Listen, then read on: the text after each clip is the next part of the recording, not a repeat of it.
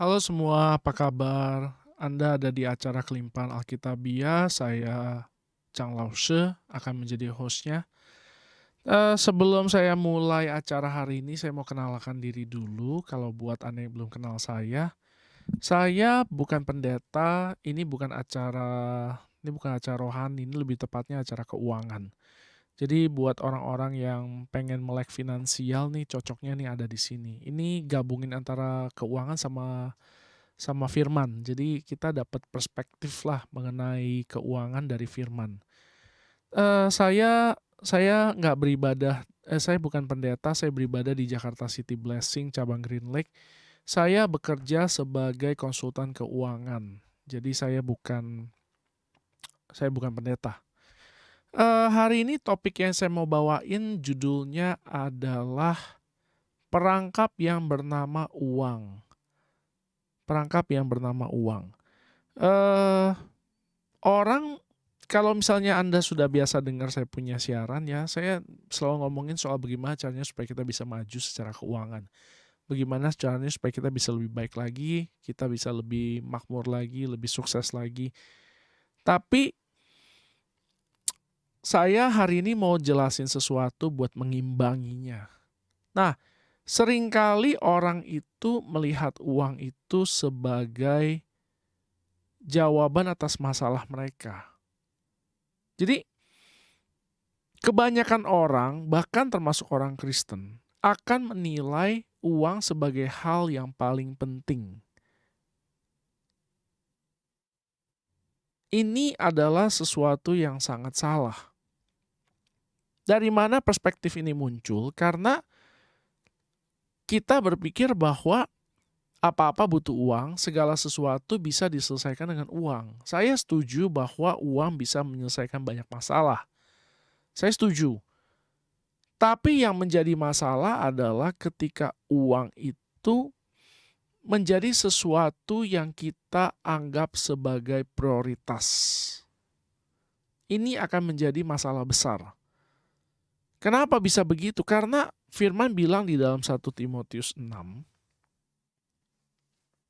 1 Timotius 6 ayat 10. 1 Timotius 6 ayat 10. Saya bacakan. Karena akar segala kejahatan ialah cinta uang. Sebab oleh memburu uanglah beberapa orang telah menyimpang dari iman dan menyiksa dirinya dengan berbagai-bagai duka. Nah, dalam bahasa aslinya itu ya, itu tuh kata menyiksa diri itu tuh lebih tepatnya itu adalah menembus, menusuk. Jadi orang itu menusuk dirinya sendiri dengan berbagai macam kesulitan ketika mereka mencintai uang. Jadi uang itu yang kita pikir sebagai solusi sebenarnya adalah bisa menjadi sesuatu perangkap. Sekarang kita pikirkan dulu ya, kira-kira ya dalam hidup kita nih sekarang nih ya, apakah uang bisa menyelesaikan banyak masalah? Saya rasa sebagian besar bilang iya. Saya rasa saya pun bisa. Kalau saya pegang uang gitu, mungkin sebagian masalah saya bisa beres. Yang menjadi masalah adalah ketika saya melihat uang itu sebagai prioritas. Sesuatu yang saya harus kejar. Ini adalah satu perangkap. Nah, Tuhan itu mau supaya kita ini melihat uang itu sebagai suatu kendaraan. Bukan sebagai satu tujuan. Tetapi banyak orang sadar tidak sadar, mereka menjadikan uang ini sebagai tujuan. Ada orang-orang berpikir bahwa uang itu segala-galanya. Sebagian besar orang berpikir bahwa uang itu sangat penting. Ada sebagian kecil orang yang berpikir bahwa uang adalah segala-galanya. Ini adalah sesuatu yang sangat berbahaya. Nah, kita nih ya jadi orang ya, apalagi jadi orang Kristen ya. Kita ini bukan cuma sekedar dituntut buat kita bisa punya penghidupan, tapi juga bagaimana caranya supaya hidup kita bisa menjadi berkat. Tapi orang banyak gak sadar. Saya ingat ya ada satu orang yang terkenal ya, orang Kristen namanya Dato Sri Profesor Dato Sri Tahir. Dia tuh yang punya grup Mayapada. Nah, orang ini mengerti bahwa uang itu sesuatu yang penting tapi sebagai kendaraan. Kenapa? Karena dia banyak memberi, dia banyak berdonasi, dia banyak memberi, dia banyak memakai uangnya untuk kemanusiaan. Jadi ketika orang itu memiliki satu perspektif yang benar, dia akan menjadikan uang itu sebagai kendaraan. Ingat ya, banyak hal di dalam hidup kita itu sebetulnya bukan masalah, tetapi bisa menjadi masalah ketika kita memiliki prioritas yang salah. Jadi orang itu harusnya hidupnya tuh nggak seberat yang mereka pikir. Orang hidupnya harusnya nggak seberat yang mereka pikir, tetapi mereka membuat kesulitan bagi diri mereka sendiri karena mereka memiliki satu target untuk dicapai. Nah, target ini biasanya berhubungan dengan keuangan. Kenapa bisa demikian? Karena orang itu banyak sekali pikirannya dipengaruhi oleh uang itu nomor satu. Saya suka baca Instagram soal keuangan karena bidang saya kan keuangan ya. Salah satu hal yang mereka suka ngomong adalah kita ini mesti mencapai satu target, satu level gitu. Bahwa umur 25 tahun kita harus sudah punya 100 juta.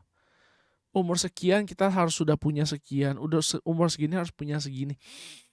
Ini semua bukan standar dari firman.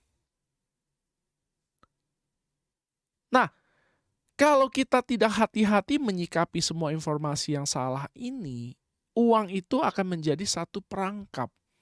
Perangkap apa? Perangkap untuk kita tidak bertumbuh di dalam iman kita. Tidak bertumbuh di dalam kekristenan, tidak bertumbuh di dalam pengenalan kita akan Tuhan. Kita justru akan terjebak dalam yang namanya cari uang. Salah gak sih cari uang? Cari uang itu gak salah.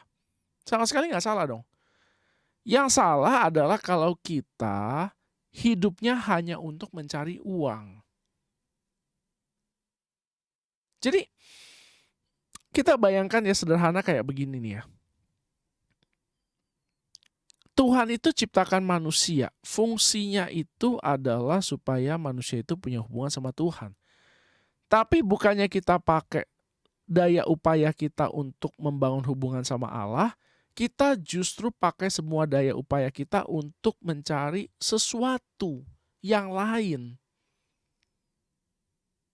Jadi dalam satu arti, ini kayak kita ini sedang memberhalakan uang. Nah, banyak orang ini secara tidak sadar mereka ini memberhalakan uang. Memberhalakan harta benda duniawi. Saya punya keinginan, tentu saya punya keinginan, saya pengen punya rumah lebih menyenangkan gitu. Tapi ini bukan sesuatu yang saya jadikan sebagai tujuan hidup. Boleh nggak sih kita punya sesuatu yang bagus, yang nice, yang fancy, yang wah gitu? Boleh nggak? Boleh. Syaratnya apa? Hati kita tidak melekat pada itu. Hati kita tidak melekat pada itu. Hati kita itu harusnya melekat sama Tuhan. Nah, cinta akan uang ini akan merusak banyak hal. Akan merusak hubungan, akan merusak kesempatan-kesempatan, akan merusak banyak hal, merusak kita sendiri. Kita akan dirusak kalau kita tidak mengerti bagaimana menempatkan uang pada seharusnya. Jadi, kenapa saya ngomong ini, kenapa saya bawa topik ini? Karena saya melihat semakin lama orang semakin banyak fokusnya hanya kepada uang. Termasuk orang Kristen. Kalau ini terjadi hanya pada orang-orang dunia, tidak ada masalah karena memang seharusnya seperti itu. Sudah wajar orang dunia hidupnya karena mereka itu tidak punya satu visi. Jadi visi mereka adalah cari uang. Tetapi sebagai orang Kristen, ini adalah sesuatu yang sangat sedih. Ketika orang tidak memiliki visi yang benar di dalam hidupnya, maka hidupnya itu akan luntang-lantung. Hidup mereka akan luntang-lantung karena mereka nggak punya satu visi. Visi yang dari Tuhan. Jadi ketika kita nggak punya visi itu dan kita nggak hidup di dalam visi itu, hidup kita akan menjadi luntang-lantung. Bagaimana caranya supaya kita nggak luntang-lantung? Cara yang orang-orang umumnya akan lakukan adalah mereka pakai hidup mereka untuk bangun kekayaan. Tetapi ini bukan sesuatu yang Allah kehendaki. Orang itu diciptakan sama Tuhan itu untuk punya hubungan sama Dia, bukan buat ngumpulin duit. Nah, jadi uang itu bisa menjadi satu perangkap yang sangat berbahaya. Kita buka satu ayat di Matius 6. Matius 6 ayatnya ke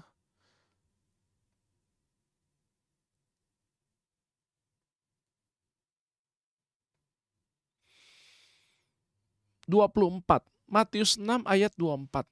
Tidak seorang pun dapat mengabdi kepada dua tuan. Karena jika demikian, ia akan membenci yang seorang dan mengasihi yang lain. Atau ia akan setia kepada yang seorang dan tidak mengindahkan yang lain. Kamu tidak dapat mengabdi kepada Allah dan kepada Mamon. Apa sih Mamon? Sederhananya ya uang. Orang itu tidak bisa mengabdi kepada dua tuan. Tidak bisa mengabdi kepada Allah dan kepada uang sekaligus.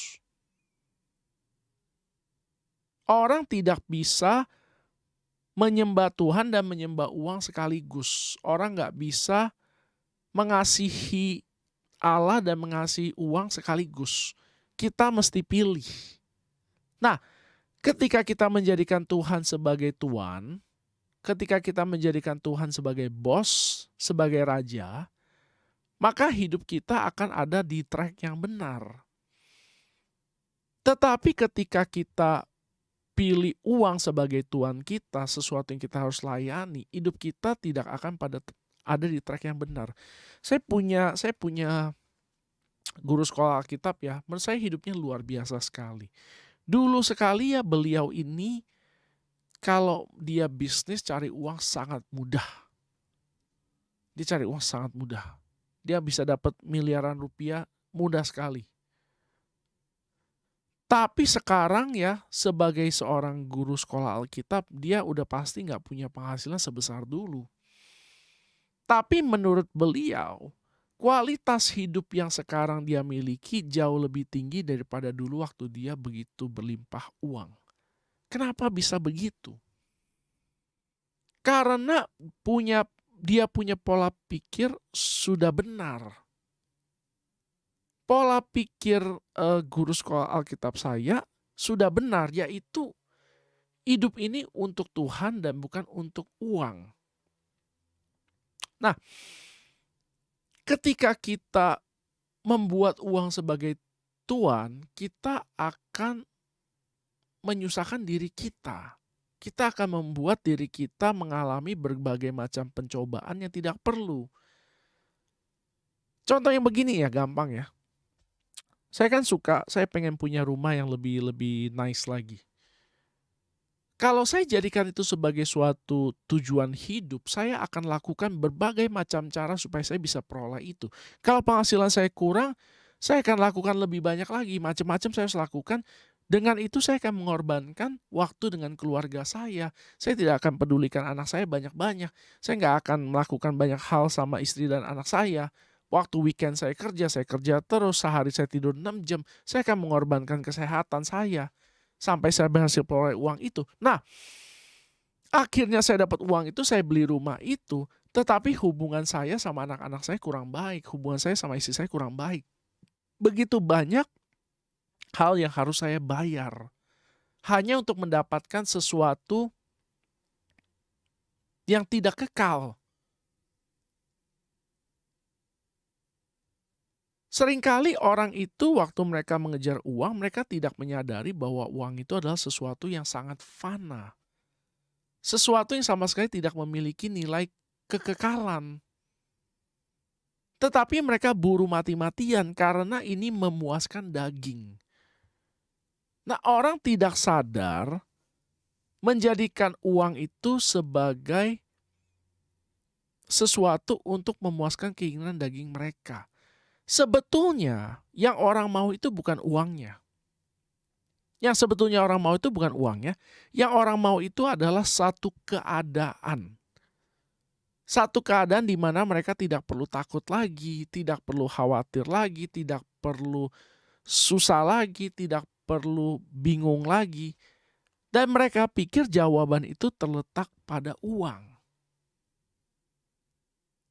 Jelas ya? Misalnya saya punya uang 10M, katakanlah saya punya uang 10M. Lalu saya masukkan ke dalam bank, 1 tahun saya dapat uang bunga depositonya itu sekitar 300 juta. 300 juta, iya benar 300 juta, 3%. 300 juta ini saya bisa pakai untuk hidup 1 bulan 25 juta. Ada satu rasa aman. Ada satu rasa aman. Saya setiap bulan mendapatkan uang 25 juta cukup untuk saya, istri, dan anak-anak makan. Jadi kita punya rasa aman, kita letakkan di dalam uang. Apa yang akan terjadi?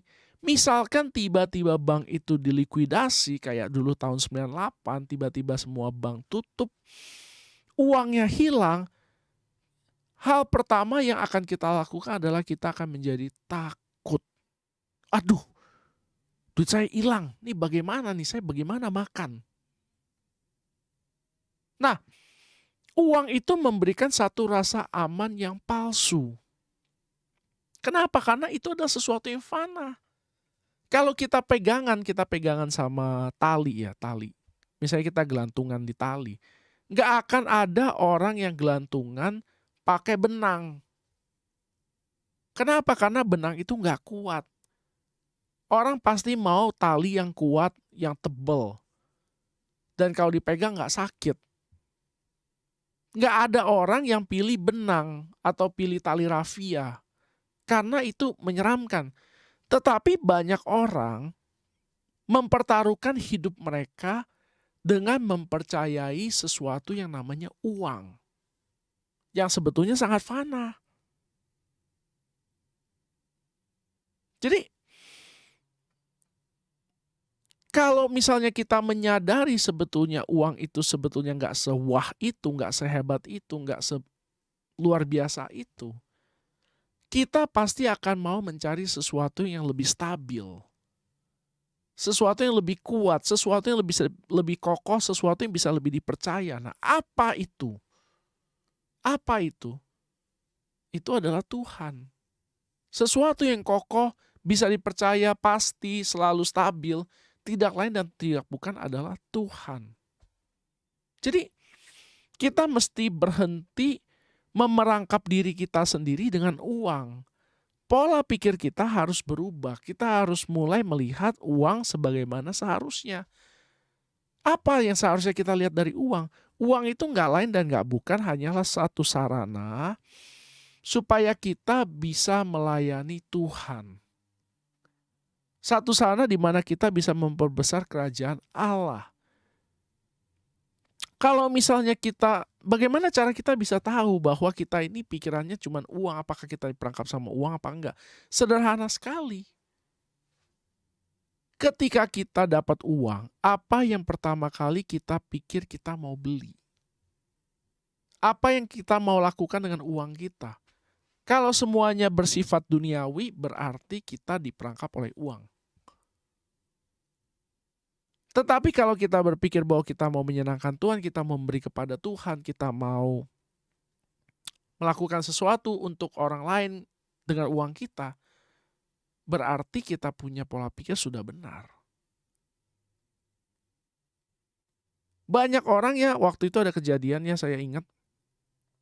Ada kejadian di daerah Jawa kalau nggak salah ya, di mana orang-orang itu tiba-tiba menjadi kaya mendadak karena tanah mereka itu dibeli sama pemerintah dengan harga yang sangat tinggi untuk dijadikan jalan tol. Ini belum lama kejadiannya nih. Jadi ada yang dapat sekian M, sekian M, sekian M, sekian M. Apa yang mereka lakukan adalah mereka dengan berbondong-bondong langsung membeli barang-barang mewah. Ada yang beli mobil beberapa dan sebagainya dan sebagainya. Seingat saya ada beberapa, mungkin sebagian besar ya setelah itu nggak lama kemudian bangkrut. Kalau nggak salah, saya nggak tahu. Poinnya adalah ketika kita pegang uang, segala sesuatu yang terpendam di dalam hati kita ini akan keluar. Apa yang keluar itu? Itu adalah sesuatu yang memang dalam hati sudah kita pendam.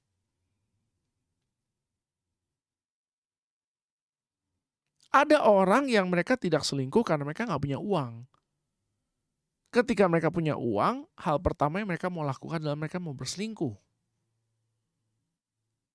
Ada orang yang suka punya motivasi balas dendam. Jadi saya dengar ada orang-orang tertentu mereka punya pola pikir adalah dulu saya waktu kecil saya susah, begitu saya punya uang saya pengen beli barang-barang bermerek. Ini semua cuma membuktikan bahwa kita ini sedang diperangkap oleh uang.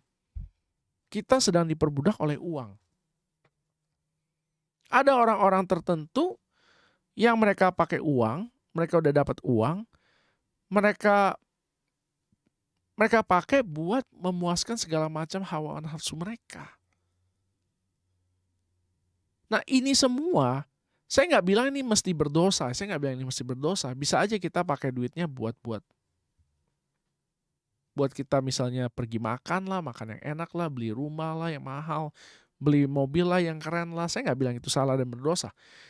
Tetapi segala sesuatu yang kita perbuat itu bisa menyebabkan kita semakin hambar atau semakin serius dengan Tuhan. Keputusan keuangan tidak kalah penting dengan keputusan rohani lainnya. Keputusan keuangan adalah keputusan rohani. Nggak kalah penting dengan kita mau baca firman atau tidak, kita mau berdoa atau tidak, kita mau ke gereja atau tidak, kita mau serius sama Tuhan apa enggak. Ini semua berhubungan. Cara kita memperlakukan uang menentukan bagaimana kita ini dewasa atau tidak sebagai seorang Kristen. Kalau misalnya kalau kita masih menjadikan uang itu sebagai tuan, kita masih diperangkap oleh uang, berarti kita bukan orang Kristen yang dewasa. Apa sih masalahnya jadi orang Kristen gak dewasa? Kita tidak akan menerima hal yang terbaik dari Tuhan. Tuhan punya rencana yang begitu luar biasa buat hidup kita, tetapi kita tidak pernah bisa capai hanya karena kita sibuk nyari duit. Hanya karena kita sibuk mikirin duit. Hanya karena kita sibuk mencari sesuatu untuk memuaskan hawa nafsu kita. Saya punya anak ya, saya suka cerita ya, saya punya anak 2. Setiap sore saya ajak mereka jalan. Setiap sore saya ajak mereka jalan ke lapangan. Terus di lapangan ini ada banyak anak-anak lain, nah mereka mau main. Mereka main.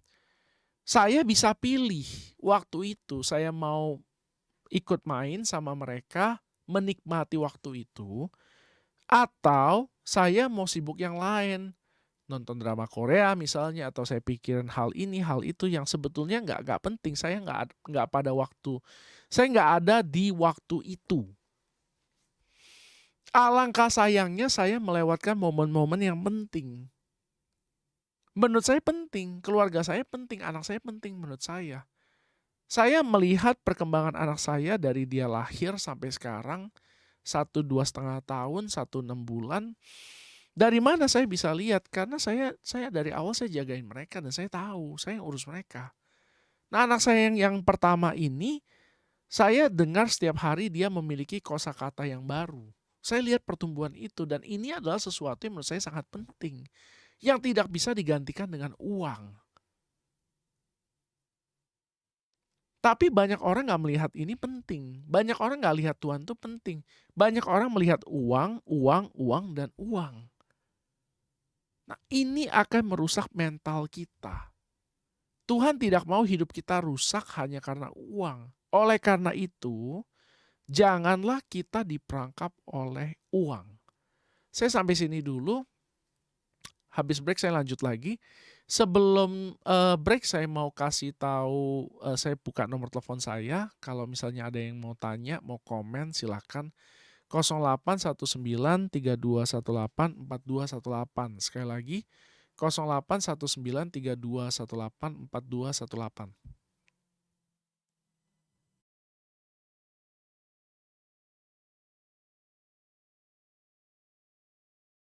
Oke, kita balik lagi. Nah, jadi bagaimana caranya supaya kita tidak diperangkap oleh uang? Bagaimana caranya supaya kita tidak diperbudak sama uang? Bagaimana caranya kita menjadi orang-orang yang tidak cinta kepada uang? Manusia itu dibuat sama Tuhan itu sebagai makhluk penyembah. Maksudnya apa? Maksudnya manusia itu mesti menyembah sesuatu. Mesti. Nggak bisa enggak. Nah, Tuhan menciptakan manusia itu untuk menyembah Tuhan, tetapi manusia itu pakai sifat menyembahnya itu untuk menyembah yang lain. Apa yang manusia sembah? Ya pekerjaan, ya uang, ya hobi, dan bukan Tuhan. Bagaimana caranya supaya kita bisa tidak terperangkap dalam uang? Kita mesti punya prioritas yang benar. Apa prioritas yang benar itu? Tuhan adalah nomor 1. Kita lihat satu ayat ya, ini ayat yang luar biasa menurut saya bagus banget. Di dalam Yohanes 1 ayat 1. Yohanes 1 ayat 1. Pada mulanya adalah firman. Firman itu bersama-sama dengan Allah dan firman itu adalah Allah. Sekali lagi ya. Pada mulanya adalah firman, bukan uang, bukan harta benda, bukan rumah, bukan mobil, bukan pekerjaan, bukan juga saya. Bukan juga Anda. Pada mulanya adalah firman. Firman itu, yaitu Yesus, bersama-sama dengan Allah dan firman itu adalah Allah. Jadi, kalau kita mau supaya kita tidak terperangkap, kita ini mesti mengerti dahulu hal yang seharusnya. Prioritas kita adalah Allah. Ketika kita menjadikan Allah sebagai prioritas terus-menerus, secara otomatis yang lain-lain akan beres. Kalau kita anggap Tuhan sebagai nomor 1, kita nggak akan lagi anggap uang sebagai nomor 1. Sekali lagi, kalau kita anggap Tuhan itu sebagai nomor 1, kita nggak akan lagi anggap yang lain-lain sebagai nomor 1. Kenapa bisa demikian? Karena manusia tidak bisa punya prioritas lebih dari 1. Nggak bisa. Sama seperti tadi di Matius 6 ayat 24 katakan, manusia tidak dapat mengabdi kepada 2 tuan. Kalau kita anggap uang itu tuan, kita akan mengabdi kepada uang dan kita akan membenci Allah. Ketika kita mengabdi kepada Allah, kita akan menganggap Allah itu sebagai nomor 1. Nah, ini adalah sesuatu yang gampang dikatakan tapi sulit dilakukan. Kita ngomong fair aja lah. Gampang kita ngomong Tuhan nomor satu, tapi nggak gampang dilakukan. Contoh yang gampang kayak begini, sekarang saya pengen bersekutu dengan Tuhan, saya pengen bangun hubungan sama Tuhan, saya pengen cari wajah Tuhan, tiba-tiba ada klien telepon, nawarin proyek. Apakah kita bakal biarin aja terus kita cari Tuhan dulu? Kemungkinan enggak. Rata-rata saya rasa lebih banyak orang angkat telepon ngomongin bisnis dulu. Kalau dibilang, oh sudah datang sekarang, langsung datang. Saya rasa. Nah, ini bicara soal komitmen. Ini bicara soal komitmen. Waktu kita bilang bahwa Tuhan itu nomor satu, ini adalah sesuatu yang kita harus komit. Sesuatu yang kita harus komit. Anda mesti punya satu komitmen, kita mesti punya satu komitmen bahwa Tuhan itu lebih penting daripada apapun. Bahkan cuma sekedar uang. Lebih penting daripada uang. Nah, banyak orang nggak mengerti sebetulnya uang itu nggak terlalu wah. Masih lebih penting keluarga, masih lebih penting kesehatan, masih lebih penting waktu. Tapi banyak orang nggak sadar. Makanya kenapa Yesus bilangnya begini. Dia itu tidak menyamakan dirinya itu kepada setan. Tapi dia menyamakan diri dalam arti dia bilang manusia itu tidak dapat mengabdi kepada dua tuan. Jadi menurut Tuhan, di dalam dunia ini ada dua tuan nih. Satu uang, satu Tuhan. Nah, jadi Tuhan bilang kita nggak bisa mengabdi kepada dua tuan sekaligus. Jadi Tuhan itu menganggap uang itu ya di mata manusia itu sebagai sesuatu yang memang sangat penting.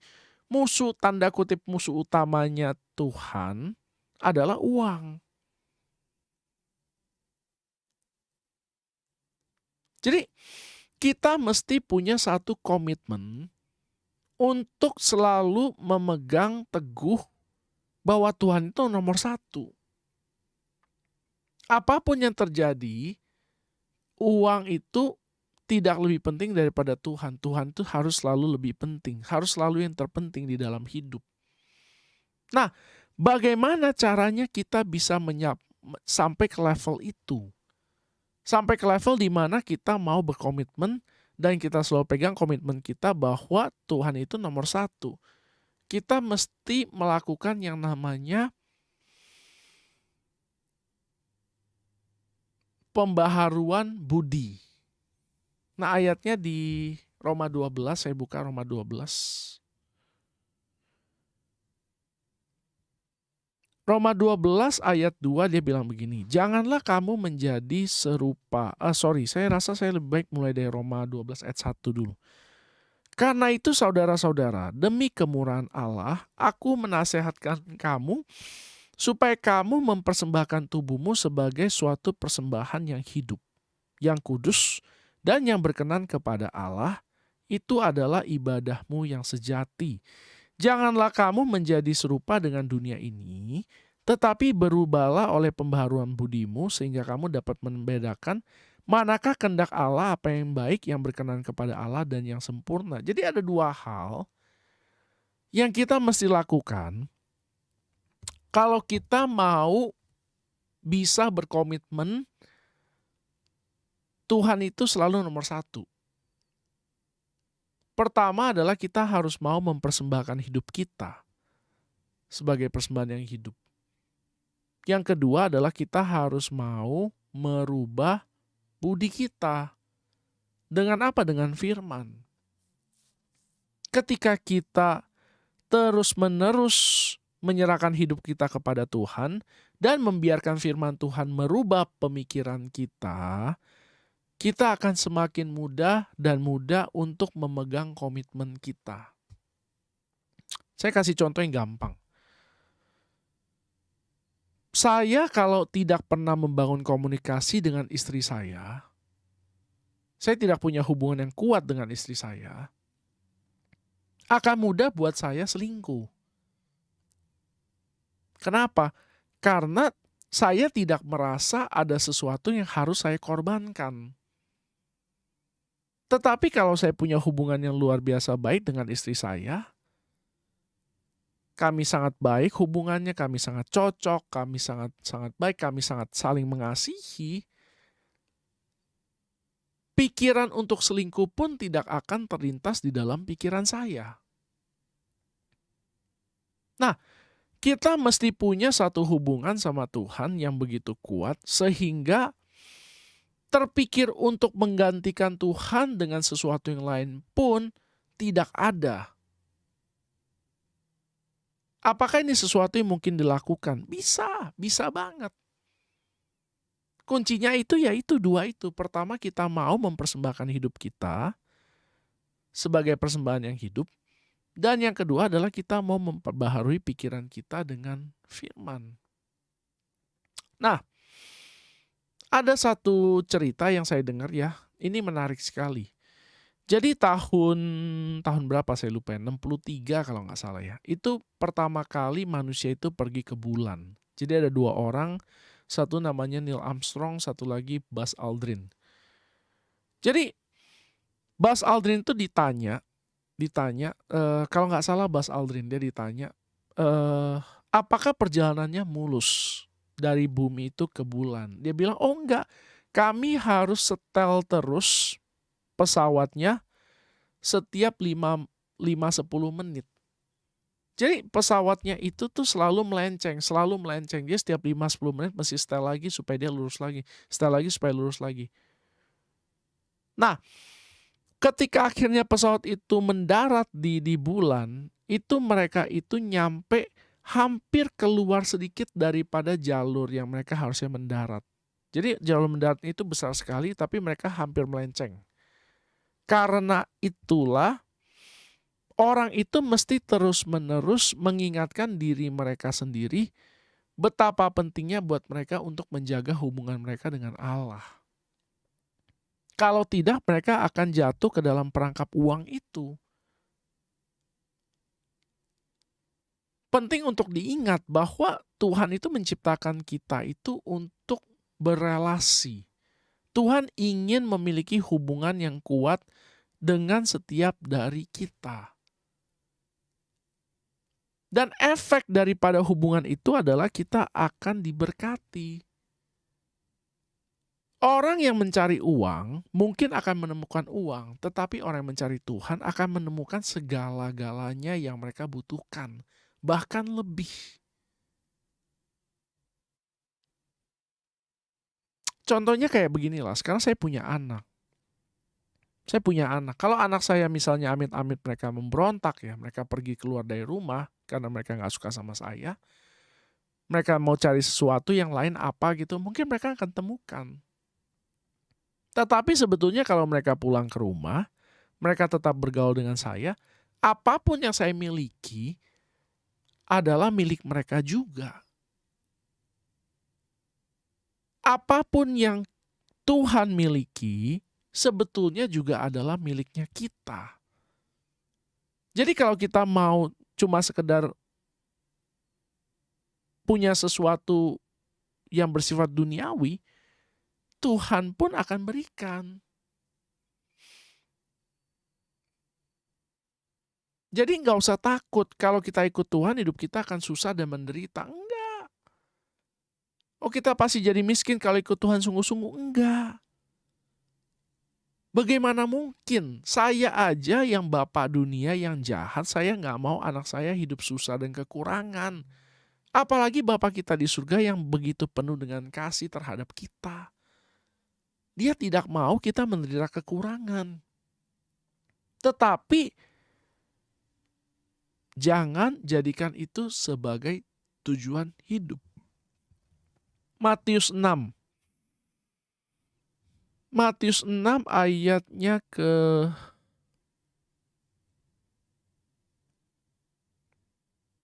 30.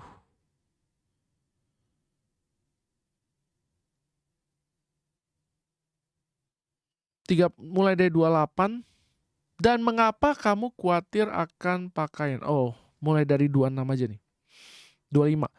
Karena aku berkata kepadamu, janganlah khawatir akan hidupmu, akan apa yang hendak kamu makan atau minum. Jangan pula khawatir mengenai tubuhmu, apa yang hendak kamu pakai. Bukankah hidup itu lebih penting daripada makanan dan tubuh itu lebih penting daripada pakaian? Pandanglah burung-burung yang di langit yang tidak menabur dan tidak menuai, dan tidak mengumpulkan bekal dalam lumbung. Namun mereka diberi makan oleh Bapamu yang di surga. Bukankah kamu jauh melebihi burung-burung itu? Siapakah di antara kamu yang karena kekhawatirannya dapat menambahkan sehasta saja pada jalan hidupnya? Dan mengapa kamu khawatir akan pakaian? Perhatikanlah bunga bakung di ladang, yang tumbuh tanpa bekerja dan tanpa memintal. Namun aku berkata kepadamu, Salomo dalam segala kemegahannya pun tidak berpakaian seindah salah satu dari bunga itu. Jadi, jika demikian Allah mendandani rumput di ladang, yang hari ini ada dan besok dibuang ke dalam api, tidakkah Ia akan terlebih lagi mendandani kamu, hai orang kurang percaya?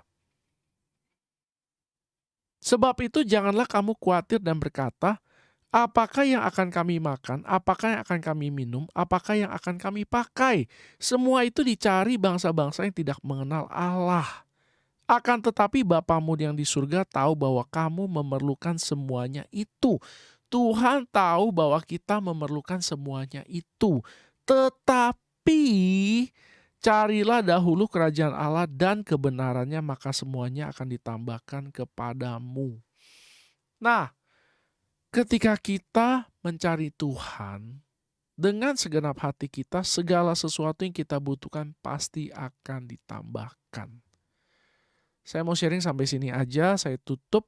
Sekarang saya mau kasih pengumuman. Yang pertama adalah jangan lupa follow saya punya Instagram sama YouTube, namanya Kelimpahan Alkitabiah. Kelimpahan Alkitabiah. Jangan lupa di follow sama di subscribe ya, ada di IG sama di YouTube.